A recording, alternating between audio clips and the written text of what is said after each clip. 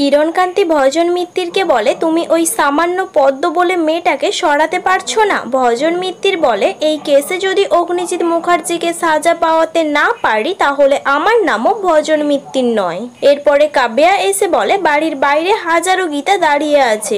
অন্যদিকে মুখার্জি বাড়িতে সবাই গণেশ পুজো উপলক্ষে নাচ গান শুরু করে। মেহেক বলে, কিন্তু এই অনুষ্ঠানে কি গান দিয়ে শুরু হবে? তারপরে ব্রজবালা দেবী গান ধরে বলে, এই গান। মেহেক বলে, এবার সাত্বিক দা ও গিনি বৌদিকে একটা রোমান্টিক সং করতে হবে। গিনি বলে, ও আর রোমান্টিক সং? ও কোনোদিন কাউকে লাভ ইউ বলেছে? তারপরে ব্রজবালা দেবীর কাছে অগ্নিজিৎ মুখার্জি এসে বলে, মা আজ নাকি তুমি খুব সুন্দর গান করেছো, কই আমাকে তো শোনাও না। ব্রজবালা দেবী বলে, তোর মনে নেই ছোটবেলায় যখন তুই ঘুমাতিস না তখন গানকে তোকে ঘুম পাড়াতাম, তুই খুব রাগ করতিস, তুই বলতিস তুমি আমার মা নও, তোমার কাছে আমি গান শুনবো না। তারপর কখন যে আনমনে ঘুমিয়ে পড়তিস টেরই পেতাম না। অগ্নিজিৎ মুখার্জি বলে, মা আই এম সরি। ব্রজবালা দেবী বলে, মাকে কেউ সরি বলে? অগ্নিজিৎ মুখার্জি বলে, মা তুমি চোখটা বন্ধ করো। ব্রজবালা দেবী চোখ বন্ধ করলে অগ্নিজিৎ মুখার্জি একটা হার ব্রজবালা দেবীর গলায় পরিয়ে দেয়।